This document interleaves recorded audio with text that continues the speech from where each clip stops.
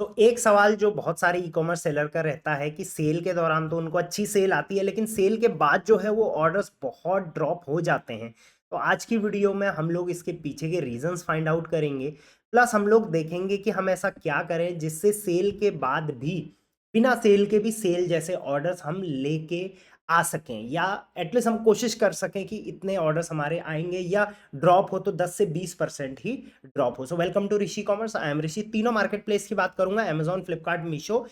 अभी जो है फेस्टिव सीजन चल रहा है तो रेगुलर सेल चलते रहेगी, तो आपका जो सेल ऑर्डर्स रहेंगे वो रेगुलर बने हुए रहेंगे। बट साल में बहुत ऐसा टाइम आएगा जहां पर सेल के दौरान आपके ऑर्डर्स बढ़ेंगे और सेल के बाद वो कम हो जाएंगे, तो उस पर आज हम बात करेंगे। अब अगर अभी जो इस बार जो सेल रही थी मीशो, फ्लिपकार्ट और अमेजॉन की, जो सबसे बड़ी सेल थी साल की, तो उसका अगर डेटा मैं आपको दिखाऊं तो मीशो का जो मेगा ब्लॉकबस्टर सेल था उसमें 100% इंक्रीज इन डे वन देखा गया। मतलब लास्ट ईयर फर्स्ट डे में जितनी सेल थी उसका डबल इस बार देखा गया compare to, surpass daily orders by more than 3x था डेली ऑर्डर्स। आप देखो सेल के दौरान में कितना भयंकर ग्रोथ रहता है सेलर्स का। उसके बाद फ्लिपकार्ट की बात करो तो रिकॉर्डेड 33 करोड़ से ऊपर visitors early access day one में देखा गया फ्लिपकार्ट का, जो 11th जो ये बीबीडी था, ठीक। उसके बाद अमेजॉन ग्रेट इंडियन फेस्टिवल की बात करें तो 11 करोड़ कस्टमर्स ने विजिट किया फर्स्ट 48 आवर्स में। 8,000 से ऊपर जो सेलर्स थे उनके 1 लाख से ऊपर की सेल आई फर्स्ट 2 डेज ऑफ इवेंट में। तो सेल के दौरान तो भयंकर सेल रहती है। इसके बाद अभी दिवाली सेल भी आएगी, न्यू ईयर आएगी, क्रिसमस आएगी, बहुत सारी सेल्स होती है। सेल के बाद या सेल के आगे पीछे किस तरीके से अपने अकाउंट को मेंटेन करें, या क्या ऐसा करें जिससे हमारा बिना सेल के भी अच्छे ऑर्डर्स बने हुए रहें, ठीक। अब उसके लिए सबसे पहले हम कुछ पॉइंट्स को समझेंगे कि सेल के दौरान सेल जो ऑर्डर्स होते हैं वो एक्चुअल में बढ़ते क्यों हैं, तो उनके पीछे रीजन क्या होता है। पहला जो सबसे फॉरमोस्ट रीजन होता है प्रचार का। मार्केट प्लेसेस इतना भयंकर तरीके से कस्टमर को प्रचार करते हैं, टीवी में, न्यूज़पेपर में, आपने देखा होगा सोशल मीडिया पे, तो इतना प्रचार करते हैं कि सारे बायर जो है उस टाइम का वेट करते हैं। तो हमें सबसे पहले ये समझना पड़ेगा। दूसरा, इस टाइम पे मोर कस्टमर्स विजिट करते हैं। अभी फेस्टिव सीजन चल रहा है, किसी को अभी शादी का सीजन भी आ रहा है, तो लोग उस हिसाब से अपना क्या करते हैं, प्लान करते हैं। कोई गिफ्टिंग के लिए लेता है, कोई अपने पर्सनल यूज के लिए लेता है, कोई अपने घर के लिए लेता है। तो इस तरीके से मोर कस्टमर्स विजिट इस टाइम पे होते हैं। प्रोडक्ट्स की हाई विजिबिलिटी रहती है। अगर आपके प्रोडक्ट पे 100 की विजिबिलिटी है तो इस टाइम पे वो 200 की विजिबिलिटी दिखाएगा आपके प्रोडक्ट पे, राइट। उसके बाद इस टाइम पे मोर डिस्काउंट्स चल रहे होंगे। आपने भी देखा होगा, आप इवेंट में पार्टिसिपेट करते हो, आप डिस्काउंट्स देते हो, आपने कूपन लगाया है वगैरह वगैरह। प्लस कस्टमर जो मार्केट प्लेस है वो भी अपने एंड से कुछ डिस्काउंट एक्स्ट्रा प्रोवाइड करता है।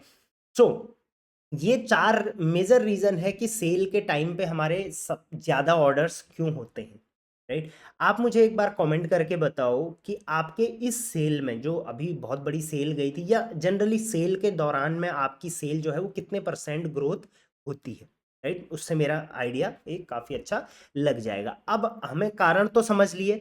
अब इन्हीं चीजों को अगर हम नॉन सेल सीजन में भी, जब सेल नहीं रहती तब अप्लाई कर लें, तो क्या लगता है हमारे ऑर्डर्स रेगुलर बने रहेंगे, नहीं रहेंगे? डेफिनेटली ऑर्डर्स बने रहेंगे। तो इनको अगर हम नॉन सेल सीजन में करें तो उसके लिए हमें क्या करना पड़ेगा। सबसे पहले हमें अपनी ब्रांडिंग पे फोकस करना है। देखो, आपका जो ब्रांड है उसको अभी के टाइम में बहुत कम लोग जानते हैं, या कोई नहीं जानता है। लोग आपके सिर्फ प्रोडक्ट को जानते हैं। बट जैसे बड़ी बड़ी कंपनी, जैसे ममा अर्थ है, जैसे सुगर है, जैसे बोल्ट है, राइट, जैसे अगर क्लोथिंग में देखा जाए तो वहां पर प्यूमा है, नाइकी है। तो इस टाइप से जो ये ब्रांड्स हैं बड़े बड़े, या अभी आपने देखा होगा स्मॉल स्केल ब्रांड्स भी बहुत सारे आगे, क्या लगता है क्या इनकी सिर्फ सेल के टाइम पे ऑर्डर्स आते हैं? नहीं, इनके रेगुलर ऑर्डर्स आते हैं, क्योंकि इनकी ब्रांडिंग इतनी स्ट्रांग है।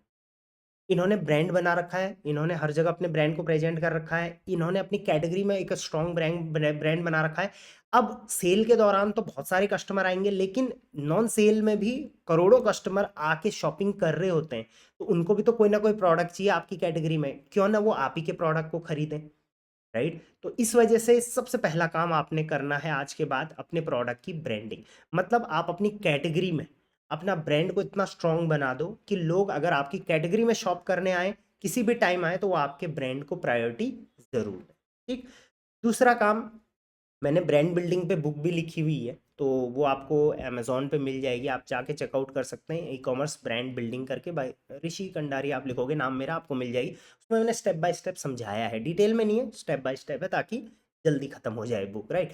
नेक्स्ट, आपने सोशल मीडिया का यूज़ करना है अपनी ट्रैफिक को डाइवर्ट करने के लिए। मतलब कि मान के चलिए आपके जो फ्लिपकार्ट, मान के चलिए फ्लिपकार्ट पैनल पे आपका जो वीकली ट्रैफिक आता है वो 1 करोड़ का है, या चलिए बहुत कम भी है तो 1 लाख का ट्रैफिक आता है आपके पैनल पे, आपके इतने इंप्रेशंस आते हैं। सेल के दौरान में वो 3-4 लाख हो जाता है, इसलिए आपकी सेल बढ़ जाती है। बट ये जो एक्स्ट्रा है इसको हम सोशल मीडिया के थ्रू भी तो ला सकते हैं। आज आप अपने सोशल मीडिया पे ब्रांडिंग भी करते हो, वहाँ पर एक वायरल रील हो जाती है, वहाँ पर आप अपना ई कॉमर्स स्टोर का लिंक डालते हो, तो लोग वहाँ से आएंगे रिडायरेक्ट होके आपके स्टोर पे, आपके फ्लिपकार्ट, अमेजोन, मीशो के प्रोडक्ट पे। इन्फ्लुएंसर्स भी तो बेच ही रहे हैं ना, तो आप क्यों ना अपने प्रोडक्ट का खुद ही इन्फ्लुएंसर बन जाओ। तो सोशल मीडिया गेम आपको अपना स्ट्रॉन्ग करना है, आपने अपनी पर्सनल ब्रांडिंग पे ध्यान देना है। देखिए, मैं भी बिजनेस करता हूँ, राइट, और भी बहुत सारे लोग हैं जो बिजनेस कर रहे हैं, बट कुछ लोग कस्टमर को खुद से लाते हैं और किसी के पास कस्टमर खुद से आते हैं। तो खुद से कब आएंगे? जब आप पर्सनल ब्रांडिंग करोगे, राइट। जितने भी फाउंडर्स हैं आज के टाइम में जो हाईलाइटेड है, जो शार्क टैंक में आते हैं या फिर किसी पॉडकास्ट वगैरह में आते हैं, उनके प्रोडक्ट पे लोग ऑटोमेटिकली बिलीव करना शुरू कर देते हैं।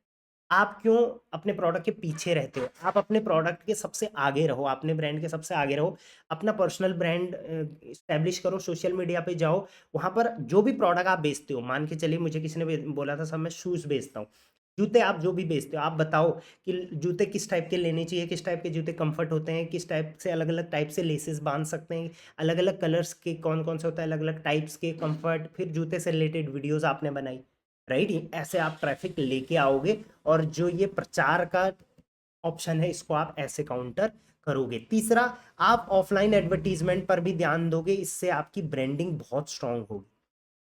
देखिए, अगर कोई ब्रांड मैंने ऑनलाइन देखा है और मैंने उसको ऑफलाइन कभी नहीं देखा, मैं कहीं भी अगर एक दिन कभी स्टोर में जाके उसको ऑफलाइन देख लूँ, तो मुझे उस पर बिलीव होना शुरू हो जाएगा, राइट। जैसे मैं आपको एक छोटा सा एग्जांपल देता हूँ, मैंने नीमन्स नीमेंस करके एक ब्रांड है जो कि बहुत ही लाइट वेटेज शूज़ बेचता है। आपने सुना है नहीं सुना है मुझे आप बताना, सुना है तो नीमेंस करके कमेंट करना। तो उसका मैंने ऑनलाइन बहुत सारे ऐड देखे थे। तो ऑब्वियसली ऑनलाइन ऐड देखते हैं तो आपको पता चलता है कि ऐसा भी कोई एक ब्रांड है जो लाइट वेटेड शूज़ या चप्पल बेच रहा है। अब एक दिन मैं ऐसे ही ऑफलाइन कहीं जा रहा था, तो मुझे किसी स्टोर में वो दिखा। अब मुझे अगर वो खरीदना होगा तो मैं डेफिनेटली खरीदूंगा, क्योंकि मेरा बिलीव बन गया है वहाँ पे। तो आपने ऑफलाइन और ऑनलाइन दोनों चीज़ों से प्ले करना है अपने ब्रांड को लेके। आपका ऑफलाइन ज़्यादा प्रेजेंट है या ऑनलाइन, मुझे आप कमेंट में बताओ। और एक वीडियो मैं चाहता हूँ ब्रांडिंग पे बनाऊँ, जिसमें मैं कंप्लीट बताऊंगा सोशल मीडिया भी, ऑफलाइन ब्रांडिंग भी कंप्लीट, कि अपने प्रोडक्ट को ब्रांड करके कैसे प्रेजेंट करें।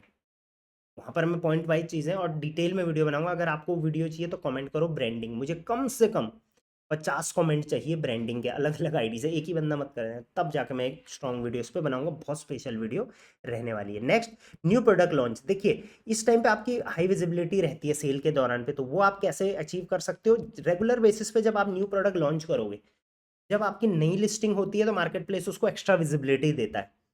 तो आपने क्या करना है? Time to time new product launch करना है, राइट। जितने नए प्रोडक्ट लॉन्च होंगे उसको नई विजिबिलिटी मिलेगी, उस चक्कर में पुराने प्रोडक्ट को विजिबिलिटी मिलेगी, लोग उस ब्रांड के और प्रोडक्ट को देखेंगे। तो ये आपने रेगुलर बेस पे करना है। Collecting good reviews and rating, ये सबसे सबसे सबसे ज़्यादा इंपॉर्टेंट है। अगर सेल के दौरान में आपने बेहतर सेल करी है, वहाँ से आपको ज़्यादा रेटिंग रिव्यूज़ मिलेंगे अभी, तो आने वाले टाइम में आपकी रेगुलर कंटिन्यू अच्छी सेल आती रहेगी। या अगर नहीं है तो पहले आप कम मार्जिन में बेच के भी एक्स्ट्रा रेटिंग रिव्यू कमा सकते हो, और फिर आपका प्रोडक्ट आगे दिखना शुरू हो जाएगा, ठीक। नेक्स्ट, आपने एक्सक्लूसिव डिस्काउंट्स देने हैं। देखिए, सेल के दौरान में लोग डिस्काउंट से बहुत ज़्यादा अट्रैक्ट होते हैं, तो डिस्काउंट्स को आपने छोड़ना नहीं है। नॉन सेल डेज में भी आपने एक्सक्लूसिव डिस्काउंट्स देना है। किस पे? नॉन सेलिंग प्रोडक्ट पे। आपके जो लो सेलिंग प्रोडक्ट हैं, नॉन सेलिंग प्रोडक्ट, उन पे आप ज़्यादा से ज़्यादा डिस्काउंट दो, उनको एड्स के थ्रू फिर लोगों तक दिखाओ, लोगों को कि देखो इस प्रोडक्ट पे इतना डिस्काउंट चल रहा है।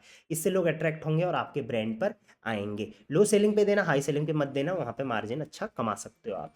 Coupons and other coupons and offers on high selling product. High selling product पे आपने डिस्काउंट नहीं देना, उन पे आपने कुछ कूपन्स एंड अदर ऑफर्स जैसे सुपर कॉइन, स्मार्ट कॉइन वगैरह वगैरह, इस टाइप के डिस्काउंट्स लगा के चलने हैं। एंड फाइनल एंड फॉरमोस्ट, जो कि आप बहुत इंपॉर्टेंट है। एड्स का आपने रेगुलर बेस पे हेल्प लेनी है। देखिए मार्केट प्लेस का रूल है, लगभग 60% जो विजिबिलिटी आएगी वो आपकी ऑर्गेनिक आएगी, लेकिन 30 to 40% जो विजिबिलिटी है वो एड्स के थ्रू आपको लेनी पड़ेगी। तो अभी कंपटीशन बहुत बढ़ गया है, तो आप एक एड्स बजट बनाओ, जितना भी आप कमाते हो उसका 15 से 20% एड्स में ज़रूर स्पेंड करो। इससे आपकी ब्रांडिंग भी होगी और यही चीज़ से आपका प्रोडक्ट ज़्यादा से ज़्यादा लोगों तक पहुंचेगा। मेरी टीम्स के नंबर यहाँ पर हैं, अगर आने वाले टाइम में अपने बिजनेस को ग्रो करना चाहते हैं और अच्छे से मैनेज करना चाहते हैं तो मेरी टीम को कॉन्टैक्ट कर सकते हैं।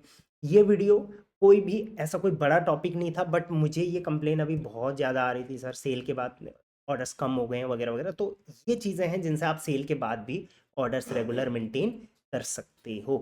आई होप ये चीज़ें आपको हेल्पफुल रही होगी। हेल्पफुल कमेंट कर देना अगर आप लास्ट तक देख रहे हो तो। चलिए till then, thank you very much, keep selling online. और ब्रांडिंग कमेंट कर देना अगर ब्रांडिंग वाली वीडियो चाहिए तो।